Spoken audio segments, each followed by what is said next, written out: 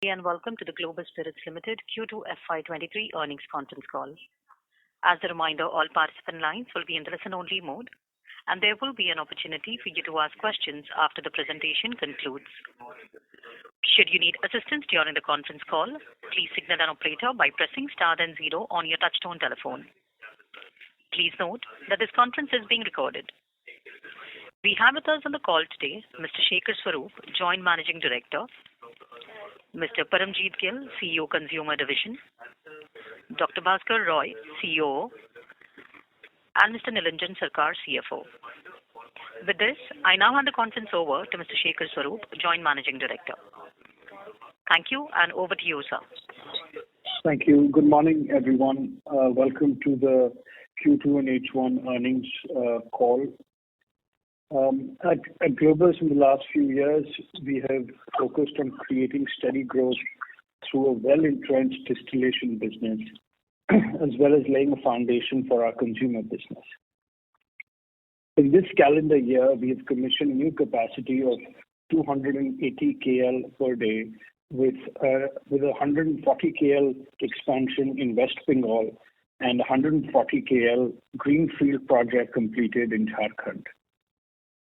In the remaining part of the current fiscal, we also expect to complete expansion at Jharkhand and West Bengal by 60 KLPD each, and these capacities will be commissioned and in production in Q1 FY24. In the last couple of calls, we've spoken a lot about inflationary challenges. However, I'm pleased to say to you that the worst seems to be behind us now. In the last quarter, we have successfully procured rice from FCI for our ethanol plants, which allowed us to get an extra revenue of around 3 rupees per litre, as well as hedge prices of the raw material. Procurement from FCI in H1 was 41% of our total grain procurement, as against 1% in the same period in the last year. The government of India has also banned exports of broken rice recently, and this will help control prices of broken rice going forward. In order to further mitigate cost push in our fuel prices, we have begun the use of rice straw as fuel in Haryana, which aids in price benefit of rupees 5 per bulk litre. As we're coming into the harvest season in North India, we are seeing softening of rice husk prices as well, which are down by around 20% from their peak of 12,000 rupees per metric ton to about 9,000 rupees per metric ton today. We expect that this softening will continue well into the quarter and will help us end the year well. PET bottle integration towards PET bottle production has also helped mitigate some packaging costs and saving of about 4 to 5 crore rupees per year. We expect to increase this capacity in the coming months. As anticipated by us in the past, ENA prices have continued to increase. We saw an increase of around 10% in the quarter gone by. And going forward, despite softening in costs, we are seeing that prices will continue to hold. For ethanol, we've secured a higher price realization by 1.8 rupees per bulk litre for ethanol made from FCI rice, and for damaged grain by 2.6 rupees per bulk litre. Coming to the consumer business, in Haryana, we took a call to change strategy in Q2FY23, which resulted in a temporary slip in market share. Param will explain this in more detail later on this morning. This strategy has since started paying dividends, and we are seeing that the business is creeping back on its original market share. We are witnessing positive traction in the premium segments and are looking forward to robust growth. Our team's initiatives in the marketplace to grow the salience of our highest value brands are bearing results, and we are receiving very encouraging market feedback. I'm excited to say that we've also geared up our innovations team, which are skilled at packaging and product development. We expect to launch new brands in the next 12 months, as well as a few new markets. Animal nutrition continues to be a focus area with our product DDGS, or animal feed supplement, with 13% of our revenue in H1 coming from this segment. We continue to work on ways to increase value to our customers, and we're working closely with feed millers, interacting with them to increase awareness about the nutrition value of animal feed supplement made by us, which is used for poultry, cattle, as well as fish feed. Our robust model of a well-balanced split between consumer and manufacturing segments continue to generate healthy cash returns, which we deploy for growth, investment, and working capital.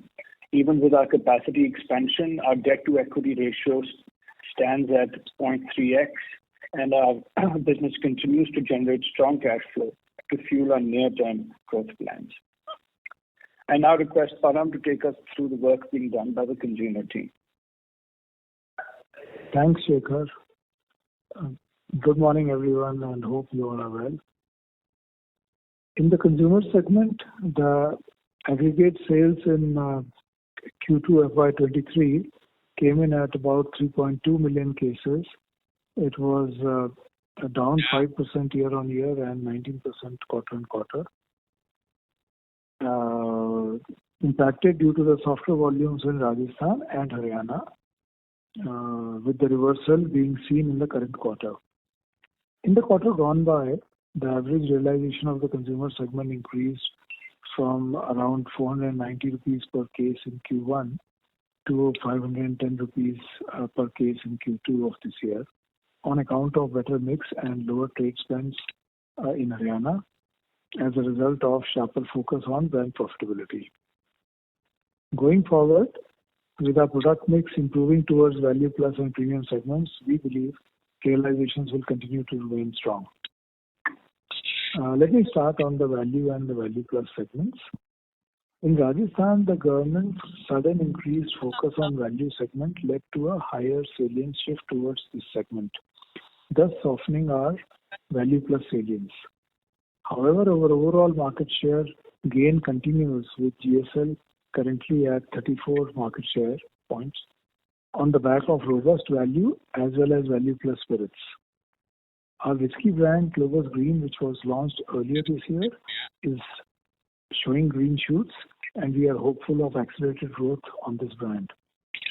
We also launched the Kevda flavor in the value segment, for which work is in progress to expand sales through our distribution network. With the approaching winters, there will now be an increased focus on Black Lace Rum, which we had launched last winter. In Haryana, basis recent higher cost push, we increased our focus on improving profitability. As all the investors are aware that in our consumer business, there is always a lead lag, and most of the cases we wait for the next price increase to get implemented along with the next year excise policy. So it was a conscious choice by us to not wait for that long and put our focus on reducing our spends. This resulted in a temporary reduction of market share in Q2 FY23 with an increased contribution of rupees 26 per case. This strategy has been paying off well, and we have already begun clawing back market share. Volume recovery is also visible in the current quarter. Our persistent efforts on Metro Liquor, which is in the value plus segment, are also now leading to accelerated growth. In West Bengal, we launched County Club in the value plus segment towards April end, which has been well received. Our market share has also been inching up, and we are at about 2.4% within a short period of time, with a stock headroom for future growth. Our average realization currently stands at about 500 rupees per case. Coming to the premium segment, we are happy to report that the premium segment is showing very promising prospects. Our IMFL portfolio is building momentum across UP, West Bengal and Delhi. Terai, Our India region has also been extended to the states of Uttar Pradesh, West Bengal, Rajasthan, as well as Mumbai, and will also get introduced in Haryana shortly. As our market penetration reaches optimum levels, you can expect to see a further portfolio expansion through new launches over the next 2 to 4 quarters. Our IMFL brands are now available at almost 75% salience contributing outlets in our key markets of Uttar Pradesh, Delhi, and West Bengal.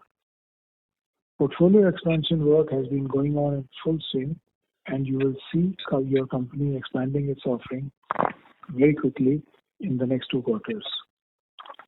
As a strategic target, we are working towards reaching a 20% salience of premium liquor revenue to the total consumer revenue portfolio of Globus in the third full year, while growing all segments of the consumer business individually as well.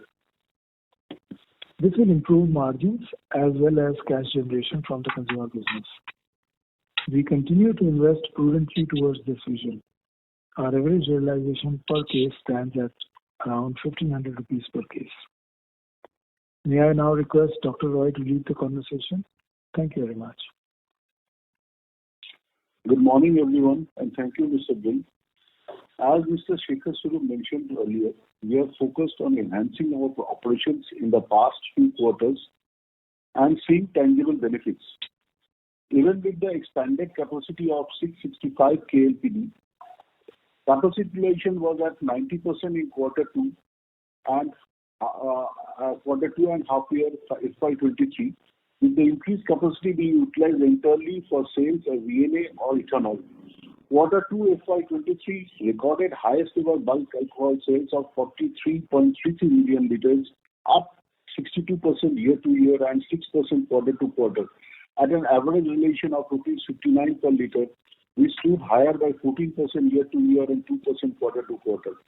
This has led to a higher sale of the manufacturing revenue at 66% of the total net revenue in quarter 2 FY23 as against 53% in quarter 2 of FY22. We continue to work on several initiatives. We continue to work on several initiatives to help reduce costs. We shifted to FCI rice-based ethanol, which helped in retaining a margin increase of rupees 3 per BL over damage gain and help us mitigate the inflationary environment on the raw material side.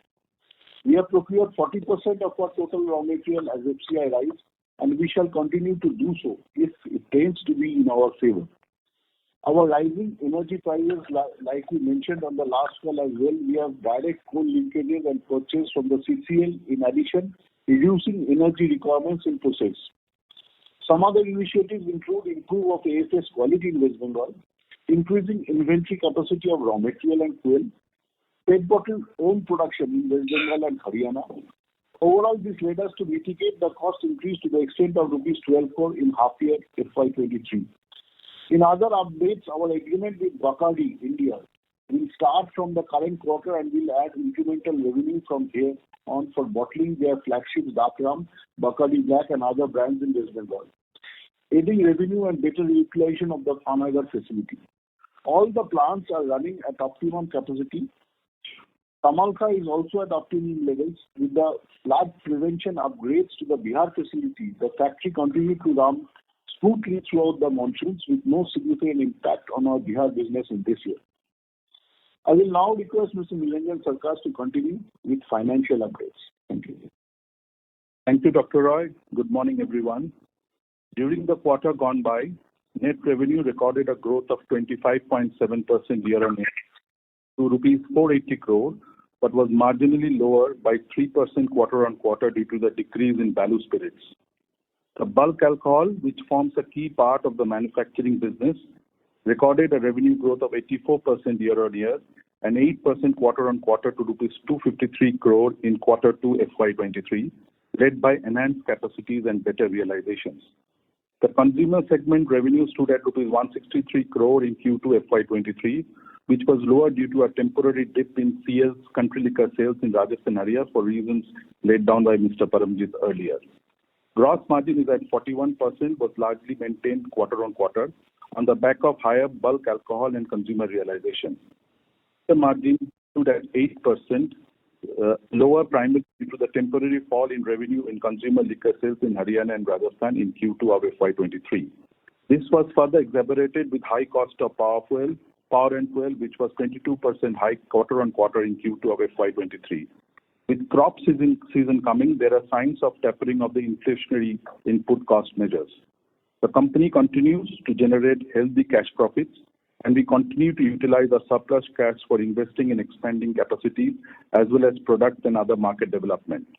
This concludes my report on the financial highlights. I would now request the operator to open the forum for questions. Thank you. Thank you very much, sir. Ladies and gentlemen, we will now begin the question and answer session. Anyone who wishes to ask a question may press star and one on their touchtone telephone. If you wish to remove yourself from the question queue, you may press star and two. Participants are requested to use handsets while asking a question. Ladies and gentlemen, we will wait for a moment while the question queue assembles. Thank you.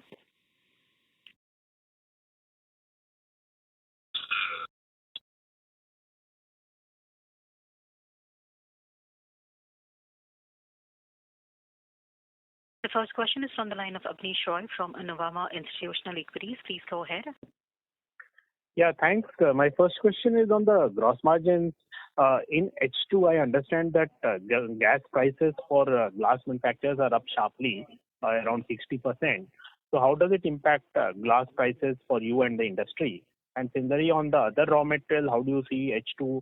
You have maintained 41% gross margin quarter-on-quarter stable. How do you see H2? Do you see some dip versus this? Hi, I'm Shekhar here. So we actually hope to see a softening in raw material prices coming into H2 for reasons mentioned by me earlier. Both fuel prices have begun to soften already as the harvest season is sort of picking up in Haryana and Punjab. In East India, we see harvest come in a little bit later usually. So, by December, January, things should start moving there as well. With regard to glass bottle prices, glass has been moving up for the entire industry. The reasons were mentioned by you. That's impacted our premium business, especially.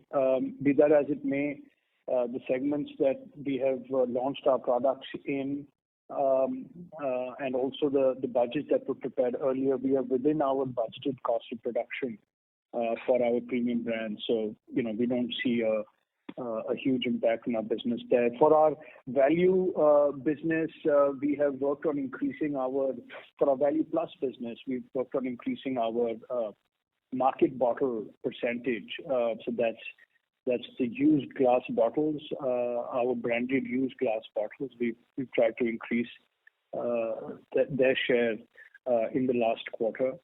Aside from that, most of our value business is PET bottles, and we are gradually moving to a larger share of in-house PET production.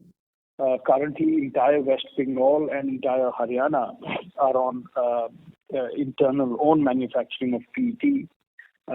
As of now, we have not initiated work in Rajasthan, but that's something that we are evaluating as we speak. Right. That's helpful. But on specific glass, which is used in the premium side of the portfolio, there H2 the inflation could be there, right, versus H1 in terms of glass prices? Yes, I think H2 you will have further inflation in glass prices. But as I mentioned, we budgeted for a lot of this increase, so we are still quite comfortable on our actual cost of production versus our budgeted.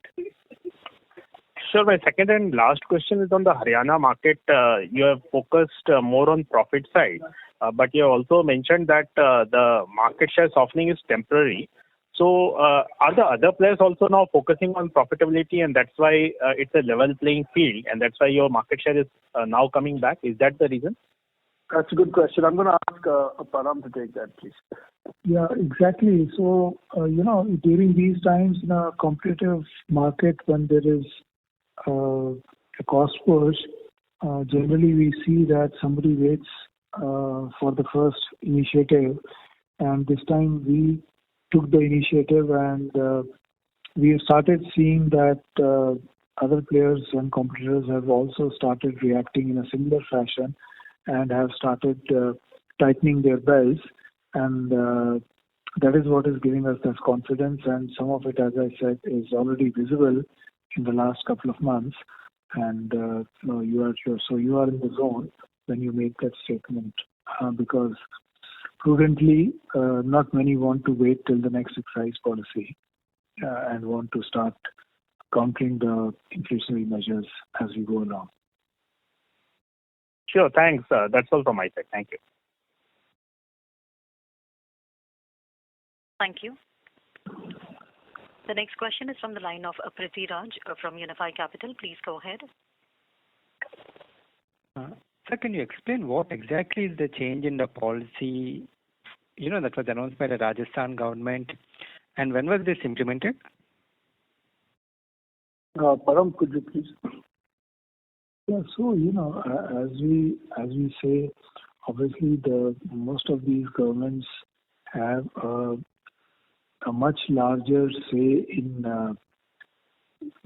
the chain of operations in the value and value plus segment. Obviously, as had been anticipated by us, and we can say proudly that we were among the first ones who saw the huge swing of consumers would happen from value to value plus segment, and you've seen the company benefiting tremendously for it. So time to time, the governments do come under pressure as they see the acceleration towards the value plus segment, which is accretive to them also for their revenue.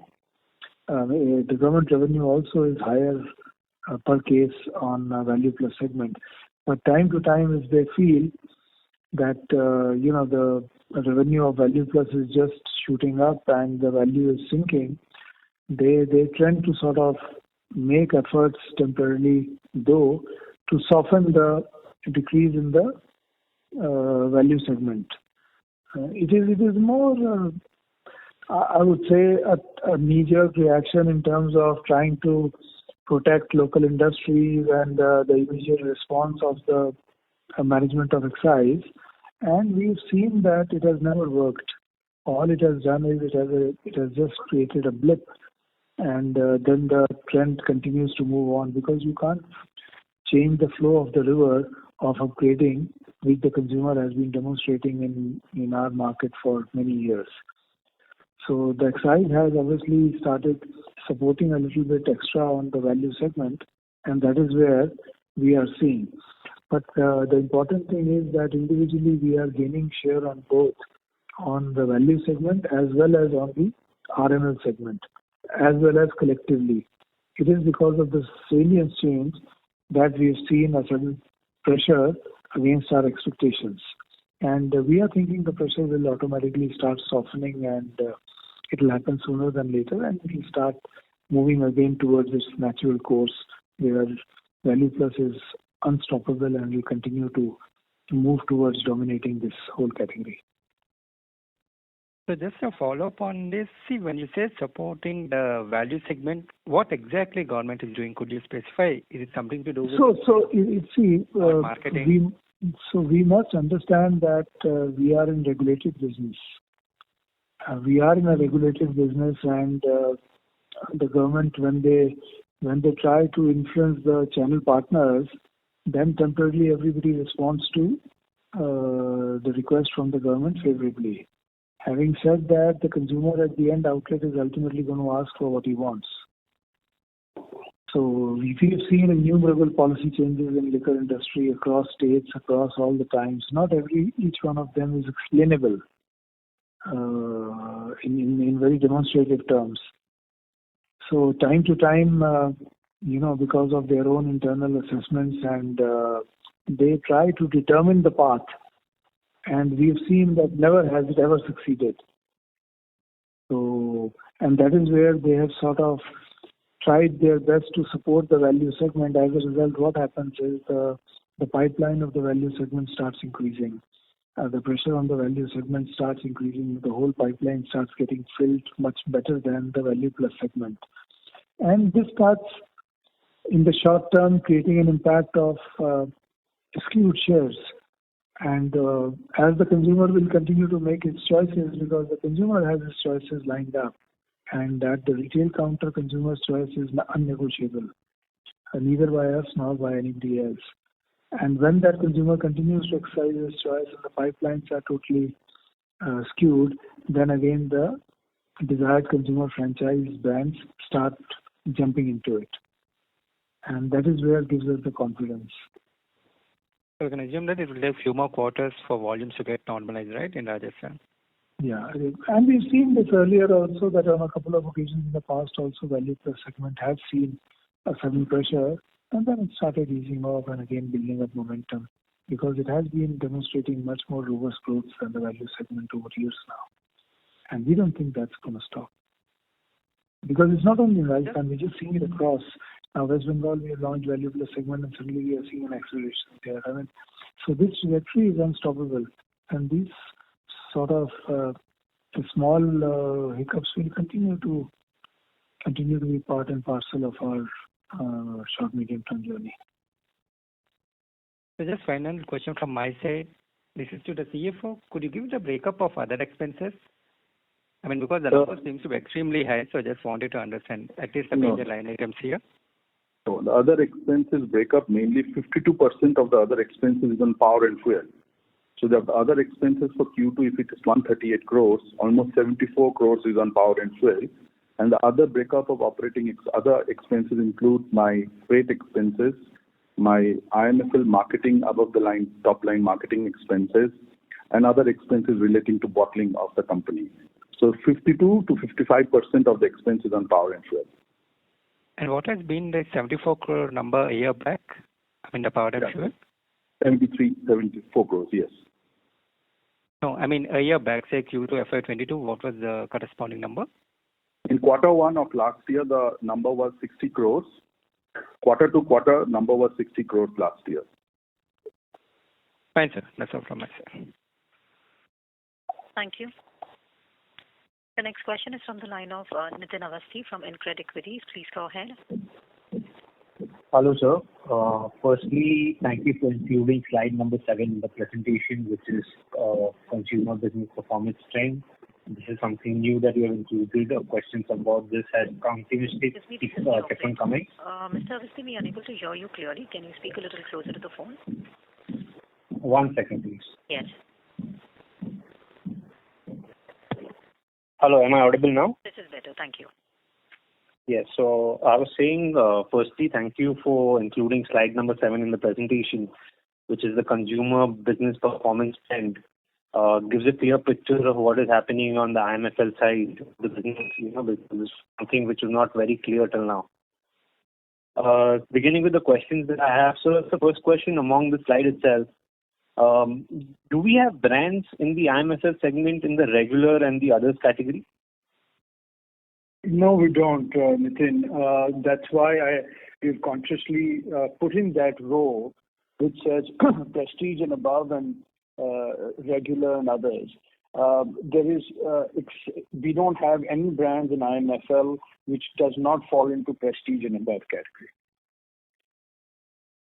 Okay, could you shed some light why this conscious decision has been taken, or would it change in the future?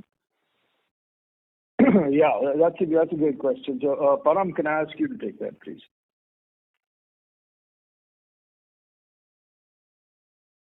Param, are you there? Sir, let me just check his line because he was on the call. He's just got disconnected. Let me reconnect. Okay, so let me stop that. So, our hypothesis has been that the value plus segment will continue to gain market share from the value segment as well as from the regular segment. And we've seen that play out in Rajasthan. We are seeing it play out in West Bengal as well as in Haryana. We've looked at a lot of data for the leading regular segment brands, and across the board we are seeing reduction in volume or reduction in category size of regular as the value plus segment gains momentum, as well as a premiumization that takes place from regular to premium and above. So that's one reason. The second reason is that it does cost a lot of money to build distribution. For the first few years, we will be investing far more money than in terms of marketing, in terms of sales and distribution, than the business is able to realize. And it's far more rewarding to do so in the premium and above categories. The minimum volume required for economies of scale for break-even points at the regular and below categories takes a very long time to realize. Consumer behavior and how the business is structured in terms of cost cards is the other main reasons for this decision. Be that as it may, it is not a decision to stay out of regular and others forever. It is a decision to start our business with premium and above, so that we can build our distribution there, and then support our distribution and our business with new brand launches, possibly in some of the high price points of the regular and others category, as well as even more premium price points of the premium and above category. Shekhar, Param is with me. Yes, Shekhar, I'm back in the system. Yeah. So, Nitin, anything else on that? So nothing else on that. That answers that question completely well. So the next question I had was your thoughts on and your position on the new ethanol pricing policy that was announced, and why was it that this time there was no negotiation between the OMCs and the Grain Distillers Association to come to the conclusion of a price? Because normally we have seen that the first price that they give doesn't go through because it doesn't fit, and there's a negotiation that happens and the price is decided. This time that doesn't seem to be happening. Nitin, I don't know where you got that impression from. There is no negotiation that has ever taken place. There is an extended period of discussions that does happen in terms of submitting price information, cost information. So the All India Distillers Association, which represents the interests of grain-based distilleries, did do that. Be that as it may, the OMCs have increased prices year on year by about 1.8 rupees for FCI and 2.6 rupees for damaged. I can't say I am very thrilled with that, but it is in the zone that I was expecting for the industry. So going forward, our ENA business becomes even more important. We are seeing a good amount of price control that we've been able to demonstrate in the ENA business this year, and especially in Q3, Q4 of the coming financial year, of the next financial year, sorry, not the current, or rather Q2, Q3, where it's the off-season or lean season for fuel and grain supply. We have to consider how much allocation we would like to make to ethanol vis-a-vis ENA. And the good news is our factories, our business model, and our planning enables this kind of flexibility. So it's just a matter of switching between one material and another, depending on where there is greater profitability. So follow up on that question. So does your plant in Bihar allow you to switch from ethanol to ENA for a different state? Yes, it does. Okay, fair enough. So I understand that the focus is going to be on ENA going ahead. But that still doesn't answer the question and the problem of the Grain Distillers Association, where majority of the capacities which are coming up are ethanol based. And I know that you hold an important chair in that committee. So that's why I ask, if your margins are shrinking and if you can shift to ENA, that's a choice that you as a company have. But the rest of the association, the rest of the industry doesn't have that choice. So there is a lot of pain for the rest of the industry at these prices. So how will they go ahead with the investments to, grow this segment for the ethanol business? Nitin, these are good questions, and this is a situation that we anticipated in our strategy meetings at Globus, and we provided for that in the way we take approvals from Ministry of Environment, the way we take approvals for setting up of our plant, so that all our plants remain flexible between ENA and ethanol. You're absolutely right to say that for Globus that has this flexibility, for Globus that has flexibility, it's okay, but for others that don't, it's a problem. I agree, it's going to be a problem for standalone dedicated ethanol plants.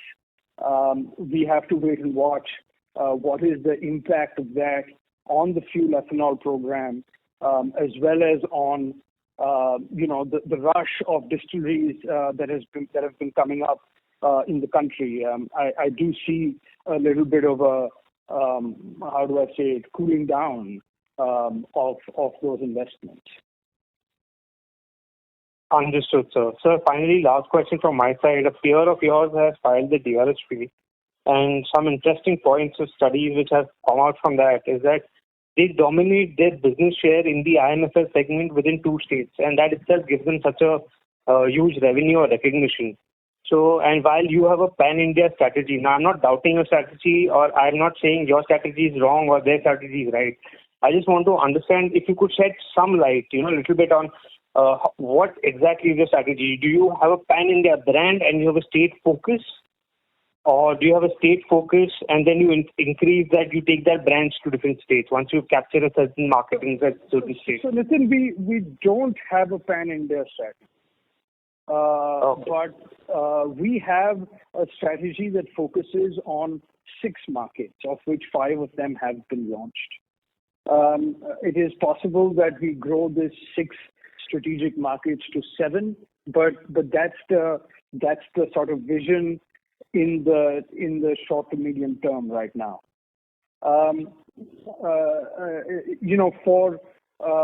For us to build distribution, build a new business focusing on just 1 or 2 states is an exceedingly high risk proposition.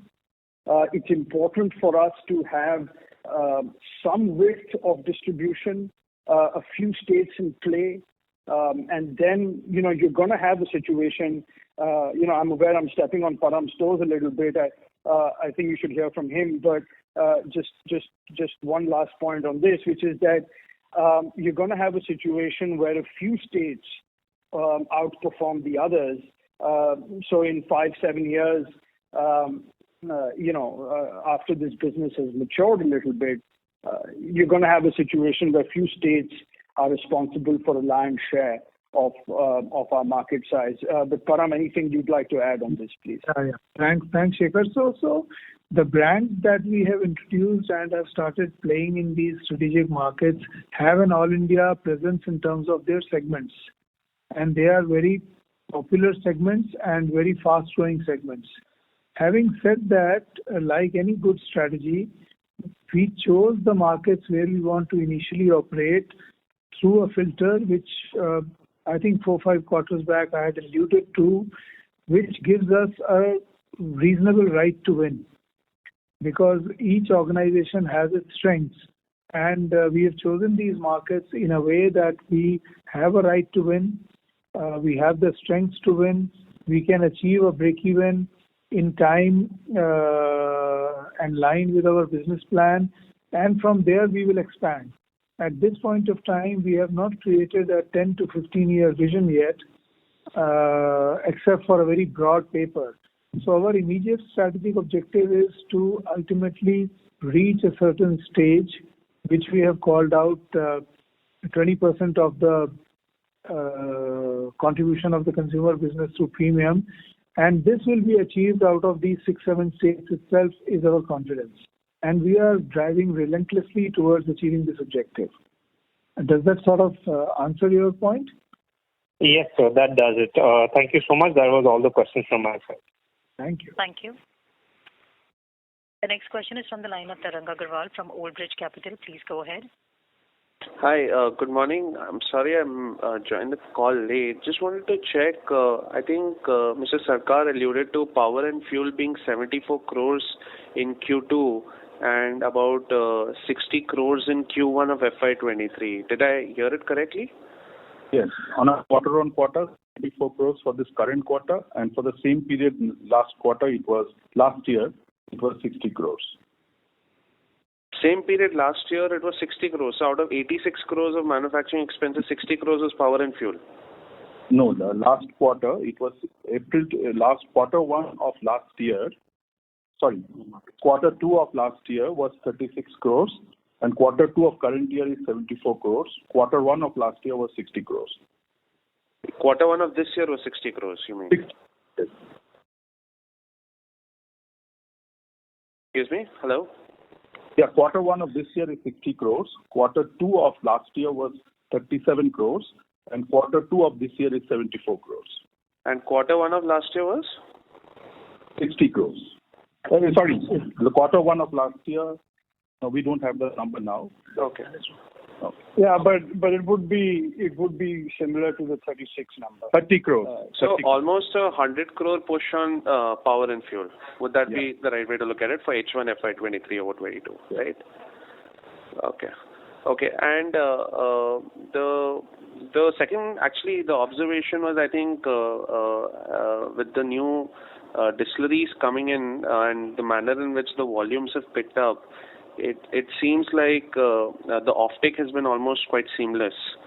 And so I guess that strategy of working in deficient states, it's coming out to good use. The only challenge that I felt was on the power and fuel. So, I mean, how do you see it? I mean, do you see it more being transient, or is there something that you're doing to probably hedge yourself against it going forward? Yeah, I mean, so there is I don't see power and fuel come down to the levels of what they were last year, frankly. But the current levels of power and fuel are completely unsustainable as well. As I mentioned, in North India, we are seeing over 20% correction in power and fuel prices because of the harvest season that we are pretty much just about kick-started. So this will continue to reduce. Prices in the north will continue to reduce for the rest of this quarter and into the next, and possibly stabilize somewhere in the next quarter. In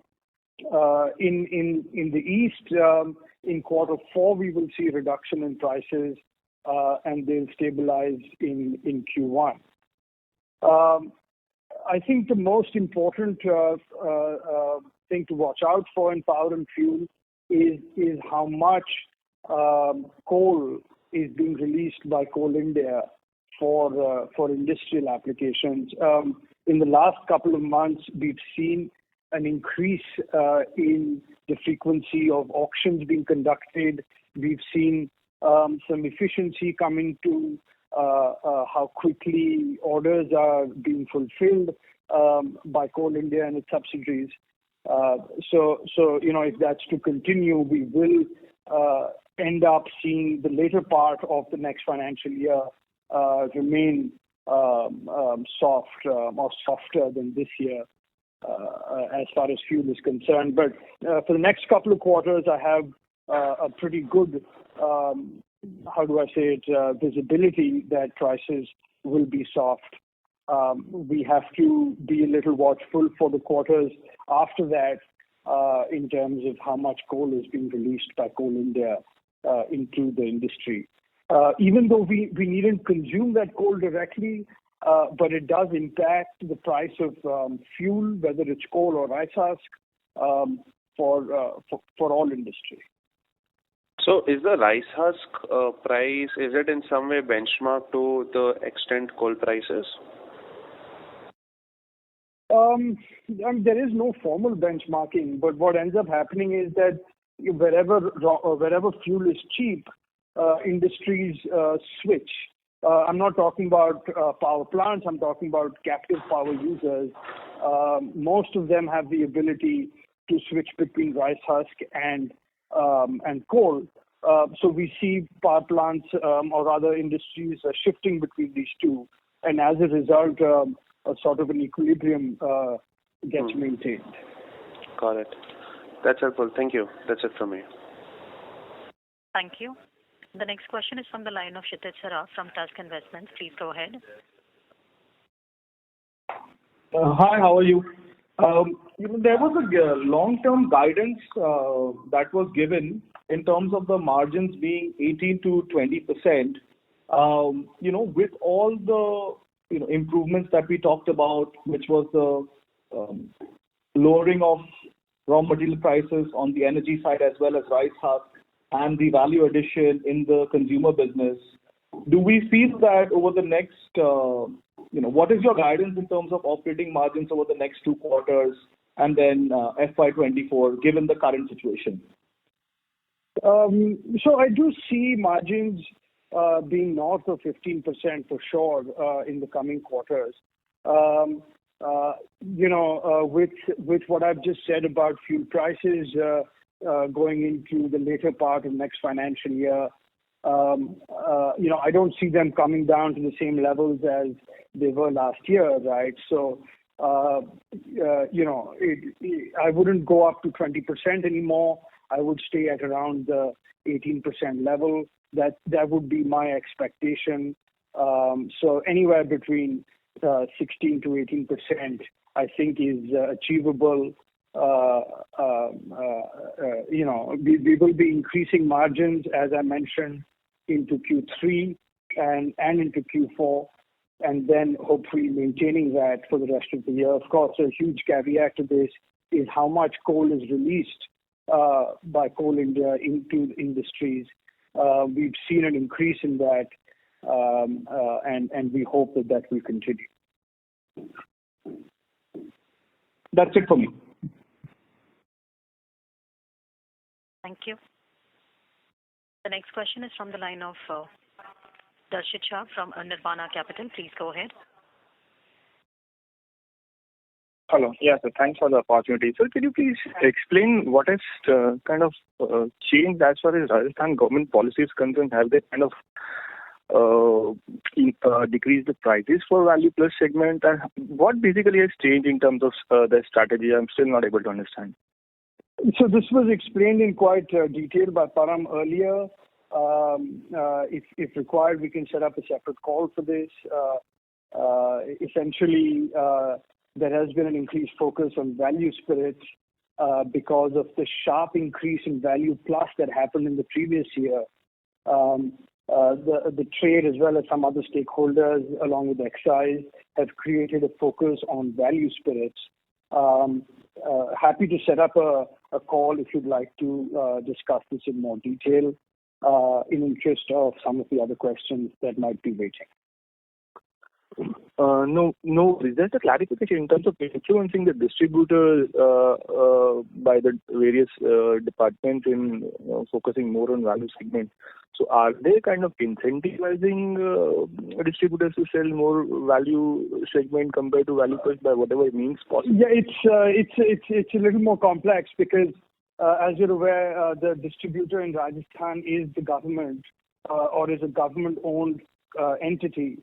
So it's a little more complex than that, but yes, that is a part of the whole equation. So let's set up a call and discuss this in more detail if that's all right. No worries. Yeah, thanks.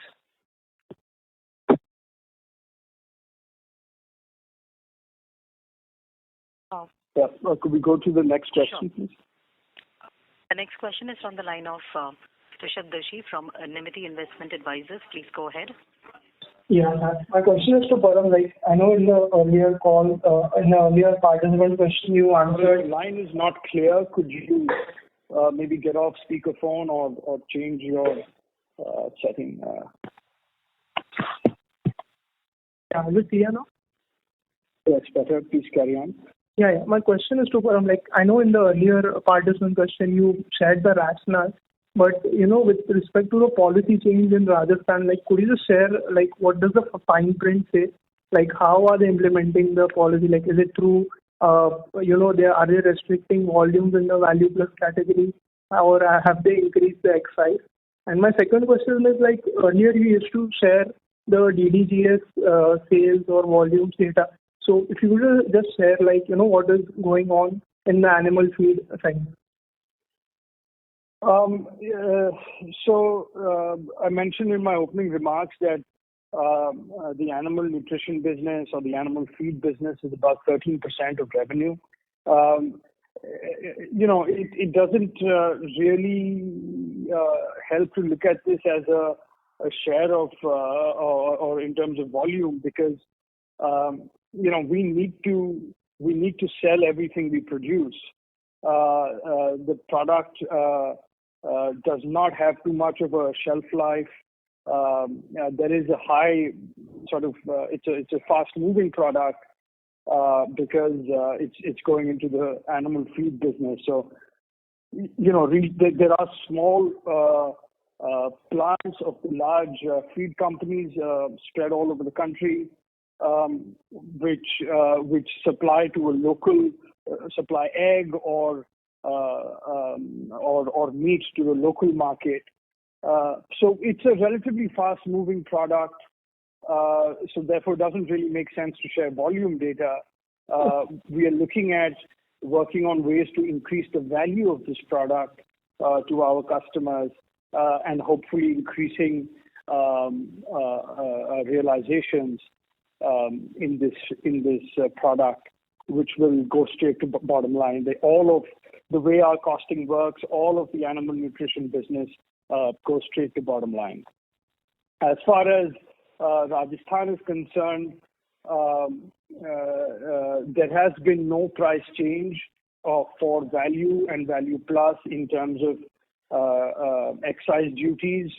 There is an incentivization or a focus that is created with for selling value spirits over value plus spirits. At this stage, that's all I can get into. Happy to set up another call to discuss this in further detail. Yeah. Also, if there is any documentation of the policy, if you could share that would be helpful. And my last question are available on the Rajasthan Excise website, so that's public domain. Yeah. So, and in the near next 1 or 2 quarters, like, what do you expect would happen with the consumer volumes? Like, would they still be subdued, or are you expecting some quarter-on-quarter growth at least? Yeah. So, Param, could you take that last bit on, please? Yeah. So as we had mentioned that in Haryana we are seeing recovery, so we see our volumes inching up as we keep going forward. Similarly, in Rajasthan, as Shekhar has already alluded to, that it's a government body who is also the exclusive distributor, like in many other states in the country, where the government has the excise under one head and has the distribution under another head. So we think even Rajasthan is going to be a temporary blip. Now very month specific, 1 or 2 months here and there, it is very difficult to pinpoint.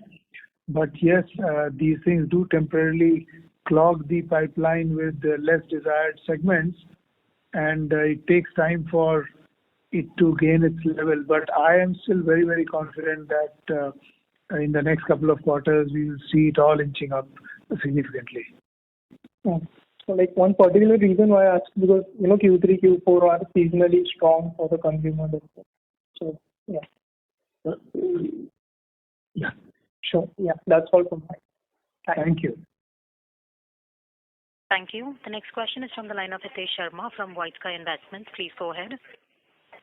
Good morning. This being office time for us, like working people who are investors, may we request a copy of the voice call instead of only the text call which comes. That's one thing. And second is, any plans for, because your bill for fuels is extremely high. So any plans to have that natural gas as a fuel? Natural gas is a far more costly fuel as compared to coal and rice husk. In addition, the capex required to become biogas enabled is very high. There is only one factory for us where it could make sense in the future, which is our factory in Haryana because of biogas connectivity in the region. But suffice it to say, we are already at the cheapest possible fuel cost. And any reduction in fuel cost from here will need to be on account of reduction in cost of fuel as well as reduction in consumption of fuel. And the company is focused on both. With regard to your request for an audio link, I believe we do publish this on our website. Nilanjan, if you can confirm that one way or another, please. Yeah.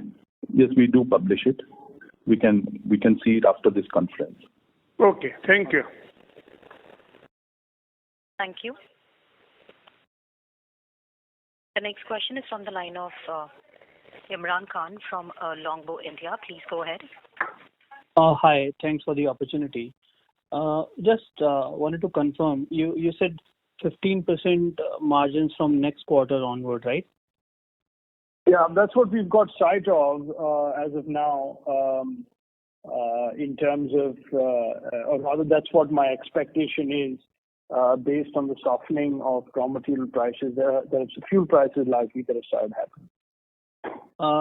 So you were expecting this 10%, 5% benefit or 500 basis point benefit largely from raw material, or is it from the? I mean, it's the pickup in the consumer business. As mentioned, we saw a temporary softening in the last quarter. The consumer business is picking up again, especially in Haryana where there was this problem. The softening of raw material. We see realizations remain strong.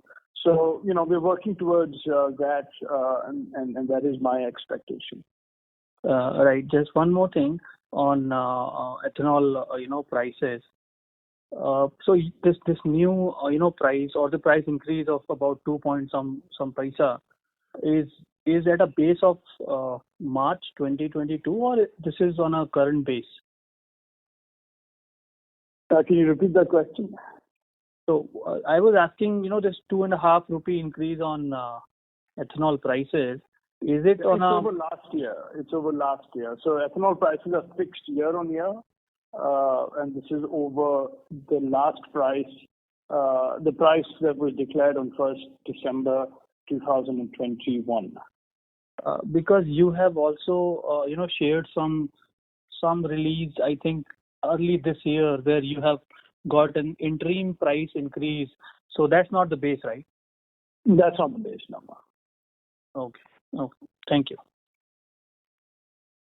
Thank you. The next question is from the line of Sneha Jain from SKS Capital. Please go ahead. Hello, sir. Thank you for the opportunity. I just wanted to know what kind of growth are we seeing, given we are looking at some recovery and softening of cost pressures, RM pressures as well. So what kind of growth can we see going ahead for the next few quarters and for the long term as well? I think that was addressed in an earlier question. Gradually we hope to come back to 16 to 18% kind of margin levels. As mentioned in earlier calls, the nature of the industry that we're in, price increases take time, whereas cost increases are immediate.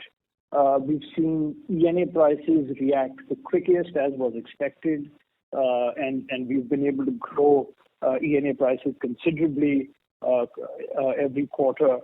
We remain hopeful that despite softening of raw material prices, we should be able to hold on to our ENA prices, considering that we operate in deficit states, and mostly in deficit states. And in the areas that we have operations in surplus states such as Haryana and Jharkhand to some extent now. We hope to be marginally more profitable than other players due to our proximity to oil marketing company depots where we will be supplying ethanol. In case of our consumer business, we are hopeful of price increases in West Bengal and in Rajasthan, but that obviously is again an annual policy decision. West Bengal will possibly come in the next 30 to 60 days, whereas Rajasthan will come in the next financial year. And ethanol, we've seen around a 5%. Excuse me. We've seen around a 5% increase in prices starting 1st of December, which too will help our realization. So, as mentioned earlier, gradually we are seeing increases in realization. We've also begun to see softening in costs, and for those reasons, I feel margins should now start moving up and go back to the levels that we all want. Thank you so much. So that's it from my side. Thank you. The next question is from the line of Prithvi Raj from Unifi Capital. Please go ahead. Sir, just have one follow-up question on the income tax rate. Earlier, you were mentioning that you will come to the new tax regime. So when can we expect that? Yeah. So we were expecting the new tax regime to come in from this financial year onwards. However, with the reduction in profit before tax that we've seen this year, it makes more sense to utilize our balance MAT credit as well as take advantage of accelerated depreciation, which is available for this year for us. And this will be complete in this financial year. So next year onwards, we will have no MAT credit and we will have no benefit of accelerated depreciation to take. So for the next financial year onwards, we will certainly be in the new tax regime. Therefore, taking our effective tax rate, which is around about 34% currently, to about 17%, 25% next year onwards. But today, our cash payout after utilizing MAT credit is about 17%. Got it. That's all from my side. Thank you. The next question is from the line of Tarang Agarwal from Old Bridge Capital. Please go ahead. Hi, just to follow up, now that the Jharkhand distillery has been commissioned, how's the offtake visibility for you for this quarter and going forward? That's number one. Number two, I'm not sure if this has been addressed, but some trend on, how are the broken rice prices faring from what they were, say, at the start of the year? And the third is, what has been the capex outflow for H1FY23? Okay. Jharkhand capacity is running at full production. We don't anticipate any other way of running this capacity. We have been able to utilize this capacity 100% with ENA, which is currently more profitable than ethanol. We will evaluate whether to run on ENA or ethanol in a quarter-by-quarter fashion. With regard to price of damaged grain, I don't unfortunately have the figure for earlier this year, but I do know the figure for the peak prices of damaged grain, which was possibly around July, August, maybe coming into September as well. We are down about 10 to 12% on damaged grain prices since then and now. Of course, this is comparison from peak to low. This is not an average to average comparison. And if that is something that you're looking for, we can provide that to you after the call. Okay. And CapEx for H1? Right. Nilanjan, could you answer that, please? Yeah. The CapEx for outflow for H1 has been 82 crores, out of which primarily major one is for Jharkhand, which is for 50 crores. We've capitalized Jharkhand in the month of September. There's still some work in Jharkhand left, but the outflow for this H1 has been 82 crores. And interest cash flow must have been about 5-6 crores. Yeah. No, interest has been 2.51 crores for the current quarter, and for H1 it is 4.7. Yes, 5 crores, almost 5 crores. Okay, thank you. Thank you. The next question is from the line of Jatin from Invest Savvy. Please go ahead. Yeah. Hi. I wanted to check on two things. Given that you are moving to a tax regime in the next year on the back of advantages which you will derive of offset this year, as against the 30-33% that I see as tax payout for Q1 and Q2, what percentage of tax payout would you be seeing in Q3 and Q4? Q3, Q4 effective tax rate will remain at this level. Be that as it may, as I mentioned earlier, our cash payout on tax is only 17%. So the difference between 33 and 17 is the MAT credit that we utilize.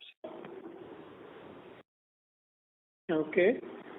So from a P&L perspective, you would still end up paying about 33% tax or 30% tax, whatever.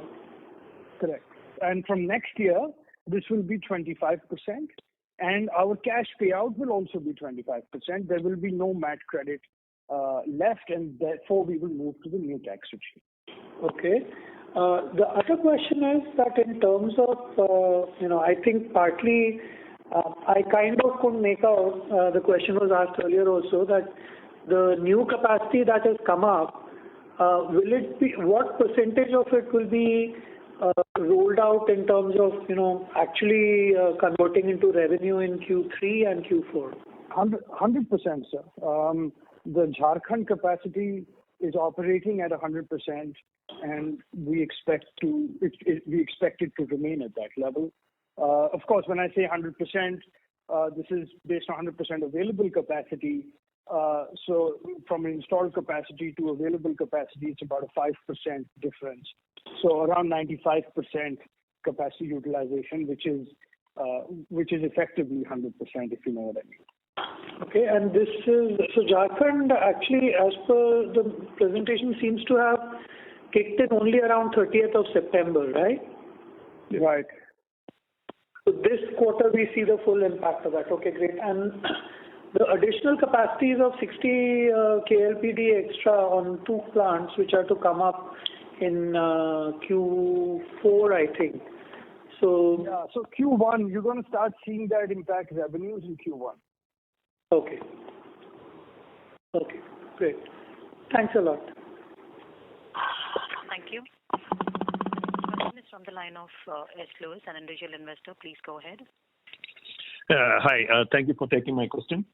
I keenly watch all the developments in the Globus spirits. Having said that, I was expecting that the Jharkhand facility would have got on stream in August as per the last call, announcements. But only these days I realized that it is pushed out to end of September. That means it's completely out of the quarter. So I would have expected you to intimate the exchanges when such developments happen in the company that has got a major or significant contribution to the numbers of the company. So that's one observation or my concern here.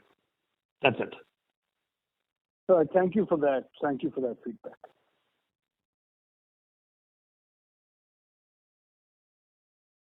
Lewis, you done with your question? Yeah. Next question. One more. One more. So please take care of that. In the case of West Bengal, you did that. You had announced in the exchanges, which did not happen. Okay. Now, coming to the GST, there was some dispute amounting around 34 crore. Now, when this is addressed or the redressal happens, will it, if you win that in your favor, will it add to your bottom line, or how is it going to work out? So, this matter first needs to be adjudicated by the GST department. We do not expect a favorable adjudication based on based on tracking how GST has been adjudicating other matters of late. So it will then go into appeal, which I believe will go to a tribunal, if I'm not mistaken, thereafter High Court and possibly Supreme Court as well. Depends on where we get redressal and where GST department would like to stop challenging. Eventually, if this goes to Supreme Court and it is in our favor, then this asset will come back into our P&L. You're right. It will probably come in as an exceptional item, but that's something we'll have to take an opinion from our auditors and accountants. We don't have that clarity as yet. Mm-hmm. Okay. All right. That's it for me. Thank you. The next question is from the line of Dhruv Kashyap, an individual investor. Please go ahead. Yeah. Hi. Good morning, Shekhar. And given that you spent so long in the liquor industry, I just wanted to get a perspective or some color from you on geographical white spaces, not just restricted to the states in India, but overseas as well. What's happening very interestingly in the last few months and years is that a lot of the entry-level liquor segment is being vacated, right? So when USL got acquired by Diageo, and you know how it is, the MNCs focus more on the premium and the more expensive brands, and so there is a significant vacancy that's also getting created in terms of the entry-level spirits section, not just in India but abroad as well. You know, my observations in East Africa was that they're all waiting for their cases of bagpiper and all, which are not really coming. So what's your view on the 6-7 priority states in India, as well as do you have any concerted strategy for the Indian drinkers of the cheaper brands in the sort of, let's call it the less, let's call it the more developing and emerging markets of the world? Thanks for that, Dhruv. The correct person to take you through this is Param, given his exposure in the Indian markets and overseas in the alcohol business. So Param, can I request you to take that? Thanks, Shekhar. Sir, while what you've said exactly is as the events are unfolding, we are still of the firm belief that the attractiveness of Prestige and above is far more lucrative than spreading ourselves thin further into that. With respect to exports, yes, we have exports in our line of sight, but as we talk currently, these possibilities are in our line of sight with respect to the segments of Prestige and above that we are already operating. We are not ruling out a possible entry into regular, but in the short, medium term, what all plans we have, they do not as of now include regular segment. So just to add to that, Dhruv, what we've seen in the regular category is that these spaces are very, very price sensitive. So for 10 rupees a case cheaper, we find the retailer or the distributor shift loyalties. As a result, what we're trying to build is a business that